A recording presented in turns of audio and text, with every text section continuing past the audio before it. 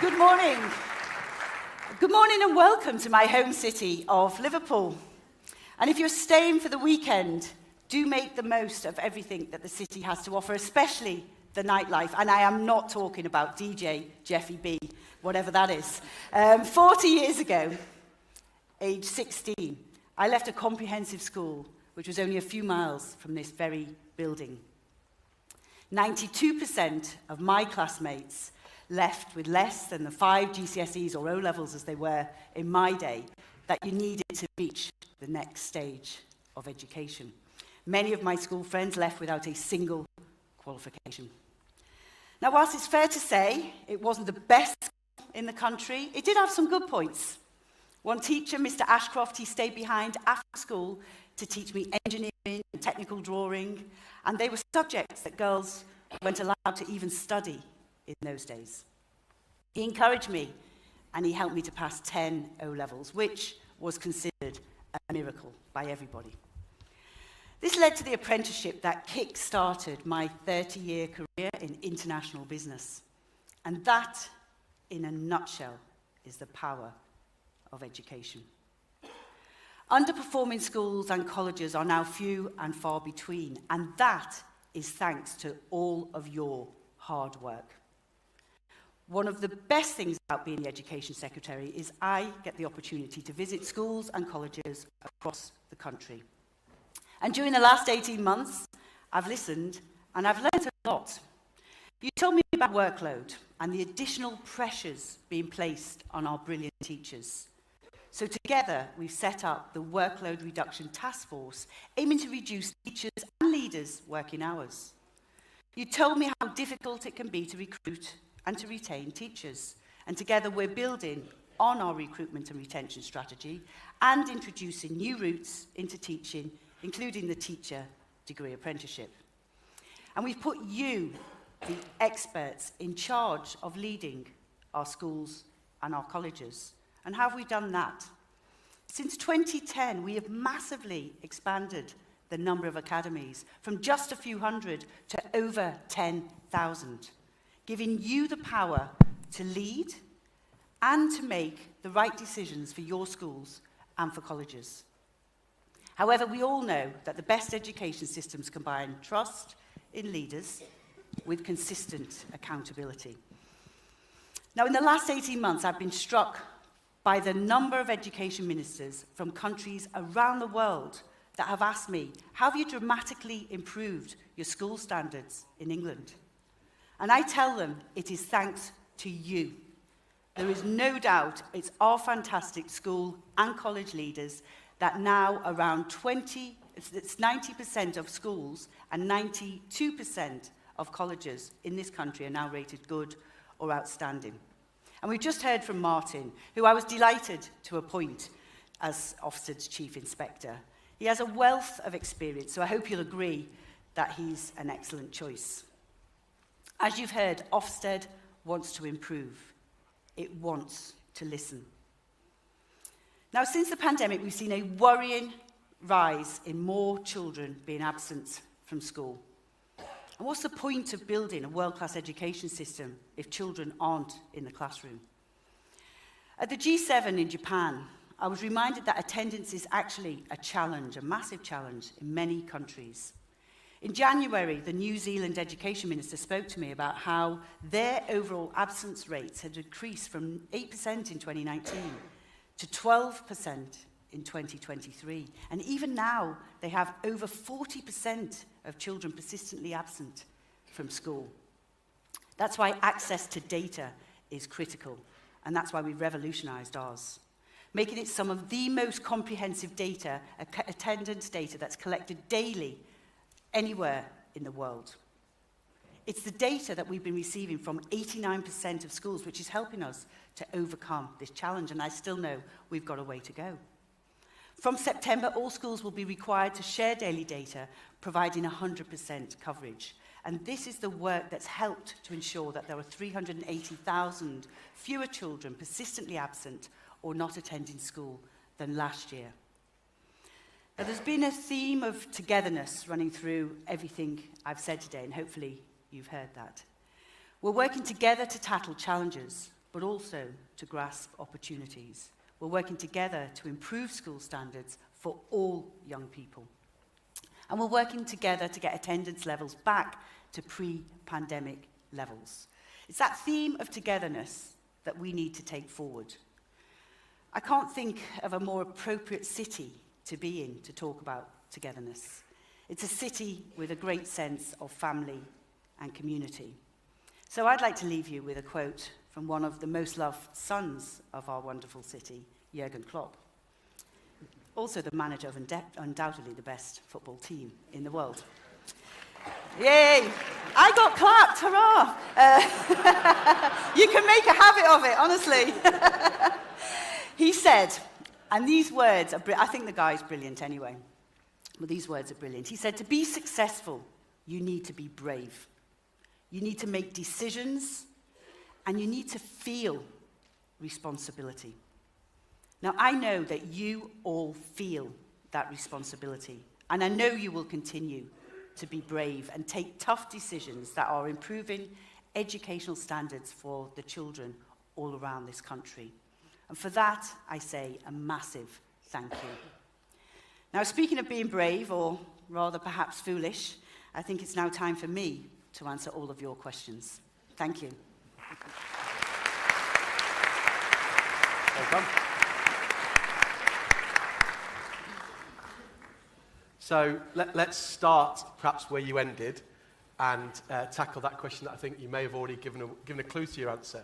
We're in this beautiful city, Liverpool, here this weekend. And for those that don't know, Liverpool has got great arts and culture and history. But if you live in Liverpool, you're either a blue or a red. And for the context for the audience, because I'm sure you get this already, Gillian, if you're a red, the leadership has had stability, it's had investment, it's had a culture. It's had a culture where young people are valued, and the headlines last weekend were all about Klopp's kids, and they did brilliantly to win a trophy. But if you're in the Blues, there's been rapid changeover of leadership. They've struggled in the courts and had points taken off them. And they're close to relegation and perhaps looking at...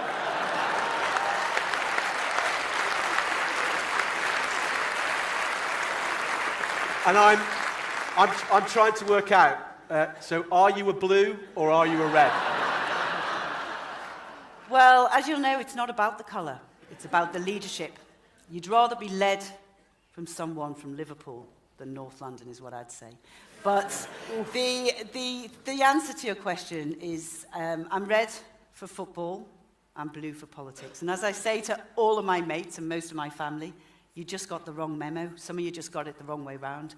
So we do have Evertonians in our family. I don't know how they got there, but they infiltrated over the years. And not many Conservatives. But you know, that's the thing. Why fit in when you're born to stand out? That's what I say. Okay, we'll come back to that perhaps a bit later. Okay, we're being joined tomorrow by two of your predecessors, Ed Balls, Justin Greening. We'll be asking them to reflect on their time as Secretary of State, and we as school and college leaders each year will conduct a self-evaluation, and we'll look at the last year, we'll look at the strengths, the things that have gone well, perhaps the things that haven't gone so well that we might have wanted to do differently. Could you reflect on your last year for us and perhaps point out one or two of the things you're really proud of, and perhaps look back at some of the things that you might have done differently if you'd had a chance to do them again? Well, I guess the things, it goes in stages. The first thing I had to do was actually all about funding, right? I walked in and there was I think your predecessor had signed it. You know, we need £2 billion, and that was just after the mini budget, which is perhaps some of the things you were talking about in your intro question, that sort of chaotic 49 days or whatever it is. I'm glad Martyn's 49 days have gone better than those did. But that was you know, the first thing I had to do was, and that wasn't easy. I sat there thinking, am I going to get £2 billion after the, you know, mini budget? It was not an easy time. The markets were all over the place. The economy was obviously still incredibly challenged post the pandemic, as it will be for a long time. You know, that's going to be the same everywhere across the world. So I suppose being able to get that, I was quite surprised. I didn't didn't think I was going to get that, but obviously I put the case, and you guys helped me to put the case. That was the first thing. But I think the thing that probably, I mean, you know, the school standards, there's no doubt, and what I said it in the speech, everybody recognises it. Everywhere I go, people ask me about it. Now, you know, I'm not, you know, I can take glory for people, but it actually wasn't me. It was really down to everybody in this room. And actually, if you want to say the politicians, it would be down to probably Nick Gibb and Michael Gove, who kind of focus much more on the curriculum. So well. Don't go. I'm brave. I told them to be brave. I told them to be brave. I'm brave. You stand up for what you believe in. I didn't know much about the knowledge-rich curriculum or the phonics or maths mastery in great detail. But I go around schools now saying, does it make a difference? And pretty much everyone says, absolutely. I was in my old school yesterday. It's not actually my school because they closed all the comprehensive schools in Knowsley down. But the one that's been built on the playing fields of where the old one I went to. And I went yesterday, and it was just so uplifting, because for decades Knowsley's had terrible conversation. I saw the maths teacher. He was off the scale amazing. He'd actually been out to Shanghai as well to do some training, paid for by the pupil premium. I mean, this is just amazing stuff. And at the level of maths that's being taught in that school now. And I said, does it make a difference? He said, absolutely. It's made all the difference. It's completely changed it. The academisation has completely changed it. You know, being part of a trust. This was the Dean Trust. I think there's someone actually, Lee's here, I think, from the Dean Trust today, from Ashton upon Mersey. And, you know, that it's just amazing to not only see the transformation, but when you know it's the school you went to, the area you grew up in. For decades, the schools in Knowsley have been considered a challenge, and to see that improvement starting to happen is just fantastic. So I think really proud of that. I'm really proud of that, even though I didn't do it, so I'll take pride for someone else. The thing that I'm probably most proud of that I think I've done, because I started obviously in my ministerial career as the Apprenticeships and Skills Minister at the DFE, and you know, I am the only degree apprentice in the House of Commons. You will not find anybody more passionate about apprenticeships, and you know why? Because it changed my life. Up until that point, I had 10 O-levels and literally nowhere to go. So the apprenticeship, which became a degree apprenticeship, changed my life. So I'm now passionate that if you look at our apprenticeship system, and I've been in business for 30 years, I'm more of a business person really than a politician. You look at across the world, there is virtually no system where 70% of the occupations you can now access via an apprenticeship, including teaching, which I tried to do last time, but I didn't get it through, but I've done it now. 70% of all occupations access via that route. And we're one of only, I think, 4 countries in the world that have an all-age apprenticeship. So you can do an apprenticeship from leaving school, from leaving college, from leaving university. The oldest apprentice in our country is something like 70-odd. A guy called Bob, I think he's finished now, so I'll have to get Bob's, you know, successor.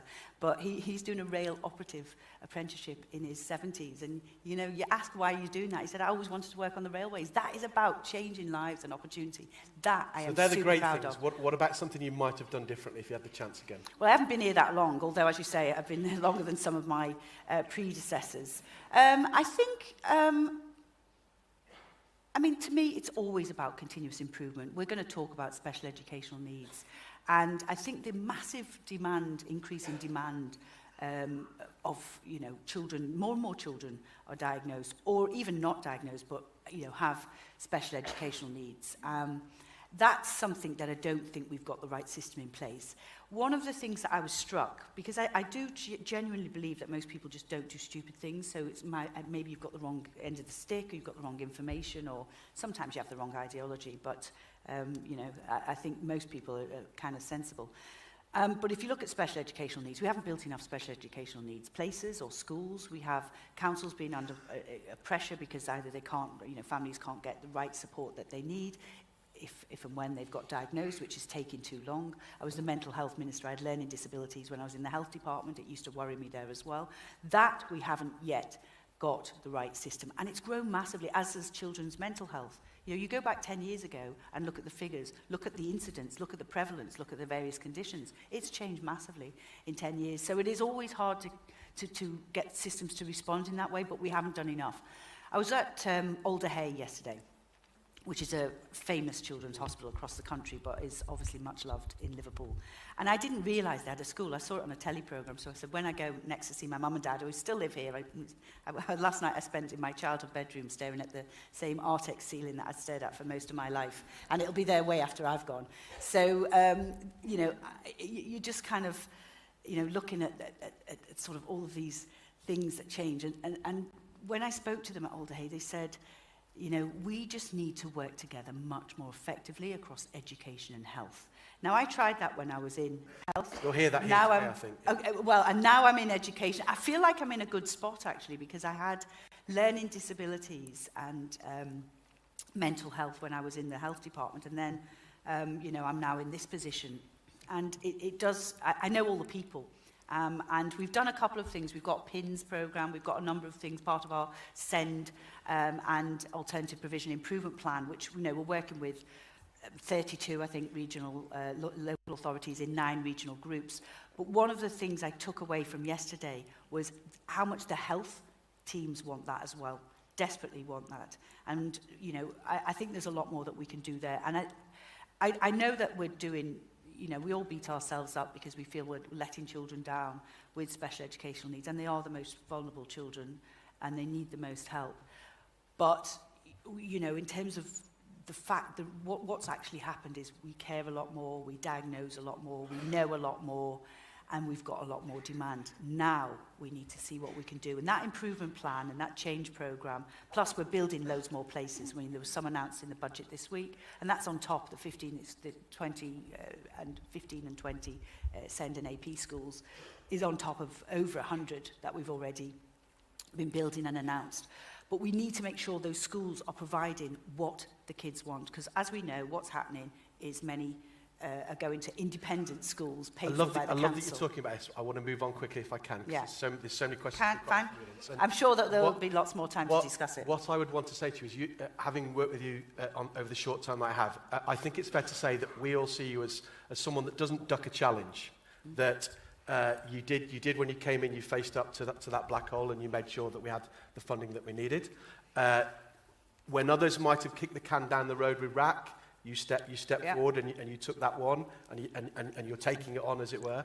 How can we be reassured here today that the challenges ahead of us in terms of the resourcing and the financing that we think, the investment that's required for those particular students that you need, how can you reassure us that you're going to be that person for us with the Treasury that fights for us and helps us get the funding that we need to help those vulnerable people? Well, so far, I went into the Treasury not long ago, and they'd calculated how much I'd cost per minute, and it was something like £8,000 odd or something. And they said, you know, you've got, because I then had to go back afterwards, obviously, and get what is money that's, you know, coming again this year, that 900 million for the, you know, the pay. So we've still got that to come into budgets. I do what's the right thing. You know, I'm a businesswoman by background. I spent 30 years working in business. You know, I didn't get elected till I was 49. I'll be 56 this week. And you know, I'm not really that ideological either. But I can use a calculator. I can understand a budget. I can understand pressures and drivers on budgets. I can be strategic. I understand more than anything in anything I've ever done, and it's no different for everybody out in this audience. The most important thing is the people in your organisation. They are the only thing that really matter. Getting good people, retaining good people, continually professionally developing good people, listening, respecting people. That's why I was delighted to hear what Martyn said, because I've heard from my own, you know, my own constituency, people say, I heard recently, actually, a fantastic school I went into, and they said, they told me how the Ofsted, you know, their Ofsted experience had gone, and I was shocked. I mean, I was actually shocked. I thought, God, if I'd have met these people, I'd have probably punched them. They were really rude. And We're not filming this, are we, please? But, you know, you get people who come in and, you know, I mean, you expect people to be rude to you when you're a politician. You kind of sign up for that. But, you know, when you're kind of trying to run a school and educate children and change lives, you don't expect somebody to come in and not be respectful. I want to talk to you about recruitment, though, because it's a question we got asked a lot about. Yes. I Googled yesterday, within a 10-mile radius of here today, we have got almost 50 vacancies for a science teacher, and we'd like to know, what are you and the department doing to try and help us realise more people into the system and retain more people. Yeah, and the only reason I'm looking at my notes Please applause, yes. is I take this seriously, right? So I look at, I've looked at it in great detail. So there's a number of things. Obviously, there was a retention recruitment strategy that was in place, and it's being updated now. And I know a number of people are input into that, including yourselves. So that's the first thing. You know, we've got things like bursaries, levelling up payment, which are used sort of strategically for certain occupation subjects. And also we've obviously got some campaigns, national campaigns and international campaigns, all of that stuff. But actually what we've also got is we're not always looking at it properly. So I've been trying to look at, you know, the numbers that we bandy around, they're normally the PGITT targets, right? So that's one route into teaching. And they're the numbers that you see, 50% down of that subject, X% down of this subject, etc. We also get some other routes. And when you're in this challenge, and this is a challenge, by the way, this is happening in almost every industry, yes, in almost every profession, in almost every part of the world. Why? Because we closed the global market economy down more or less for 2 years, all over the world. Dislocative impacts that's had on labour. We know that that's going to be a challenge. It's going to be a challenge for a long time. So we also need to look at broader routes, and we need to make sure that it's easy to get into teaching. That's why I was so determined to have the teaching degree apprenticeship. We started in maths. I want it to be done in everything. And I'll be interested actually in what people think about this, because I think it could be massively transformative. We've got 59,600 more TAs than we had in 2010. Many of those are fantastic, would be brilliant teachers, but just didn't get the shot at university or didn't get the right shot at the right time. We've got many people who would like to earn and learn. There's a load of people who say, I'd love to have gone into teaching, but I didn't think I could, or didn't get past this, that, or another.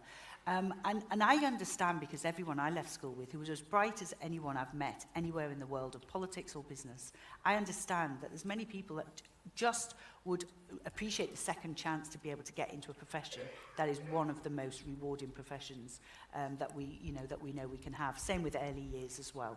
So I think broadening the routes, making sure, obviously the £30,000 starting salary was something that was in our manifesto. It's something I was delighted to be able to introduce, but making sure that we keep up is also important as well. I'm getting some There's signs. lots of returners, by the way. I'm getting some signs from there, because we have bells to work to and lunch and everything else. One last question before we wrap up. How can you help ensure that we see that Sir Martyn's big listen turns into a big change? Can you give us some reassurance that what he hears and what feedback he gets will ultimately end up in something that government will address and listen to? So when I was recruiting for the post, it was just after Ruth Perry's tragic death, and I'd met her family, I'd met her friends, I'd met people she'd gone into the teaching profession with. I'd gone through the awful sequence of events that made her feel like she felt. And I was struck that actually the biggest thing that we needed to change was the culture. It was the culture, and the culture of inspection and that mutual respect that I talked about. So when I recruited, and when I was looking to recruit, and when I was interviewing everybody, and I've done this a lot in my prior life, that was the thing that was the most important to me. Because if you have that culture of respect, then you do listen. You almost automatically listen. So that was what I had very much in mind, because there's no point, you know, I said there's no point building a fantastic world-class education if the children aren't in there. There's no point putting all that into our school system if fantastic teachers don't love being there. You know, I've always seen it as my job, wherever I've worked, that the people that I can influence how they feel about their job, get up in the morning and feel good about what they're doing. That's the job I have now for everybody in this room and for all of the teachers who they manage, and I will do my best to try and do that. It won't always be easy, but I will take brave decisions. I will do the right thing. I won't always listen to you, because you've got a lobbying position as well, and that's the more, you know, sort of set-piece part of the job. But I will try and always do what's right. And what I'll say to wrap up with, and I'll speak hopefully on behalf of colleagues and members across the country, I think it's fair to say that we've been walking through a storm. We've held our heads up high, and we've been through the wind and the rain, and we're not afraid of the dark. but we need a bit more than a song of a lark or the promise of a golden dawn. What we want, really, is to know we're not walking alone. I'll tell you, you will never walk alone, and I know every single word to the song. So if you're very unlucky, you might get DJ Jeffy B and me on a joint ticket. But I mean, that song is the anthem of our city. It's the song I was brought up in. You read it, okay. I sing it well. It hurts, I sing me it well. to have to read it, I have to say. However, I'd like us just to take the opportunity to thank Gillian for a time here this morning, if we can, please. Thank give a warm you. round of applause. Thank you.